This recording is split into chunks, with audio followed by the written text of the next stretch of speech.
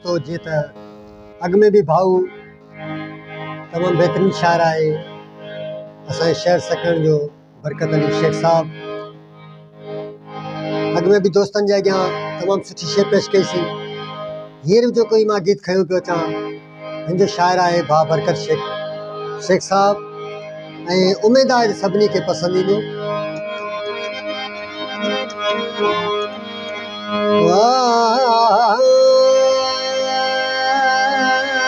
हो मियां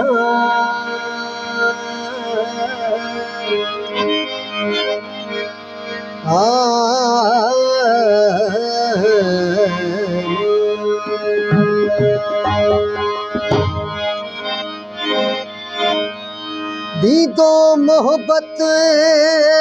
दी आई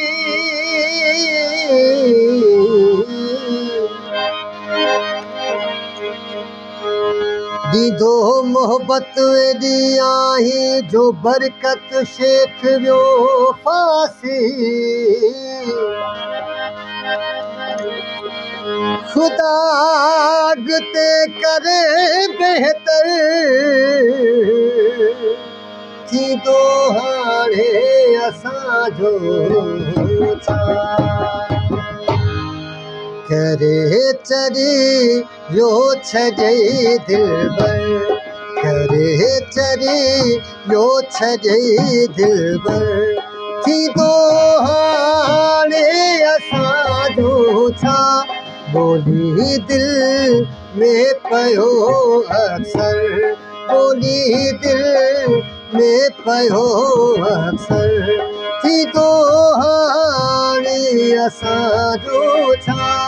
करे चरी यो छॾे दिलबर।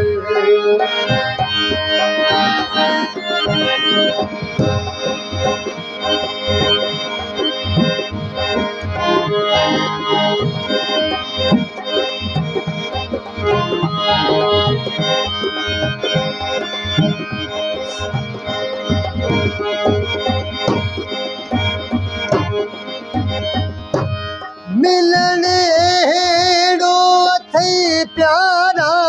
सॼी दुनिया वञे विसरियो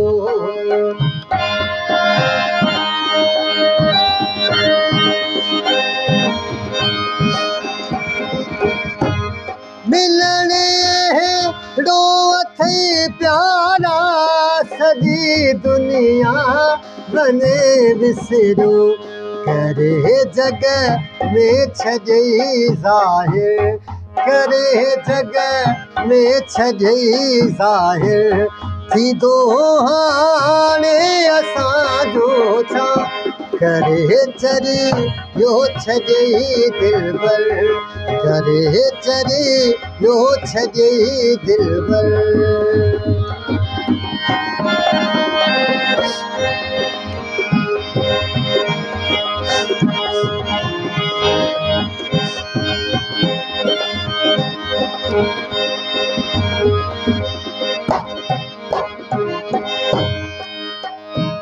दियल था दोस्त कई ताना दीवानो थी पयो आहे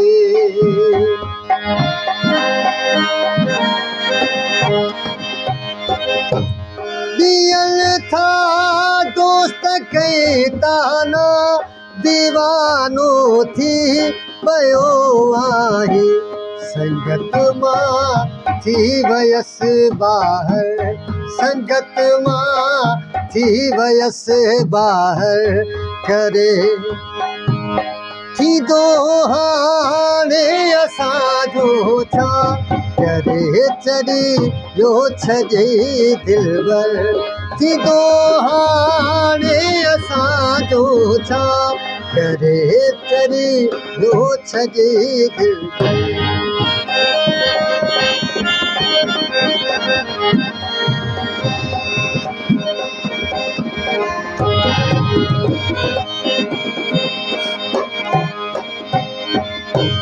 दीदो मोहब्बत दी आई जो बरकत शेख वियो फासे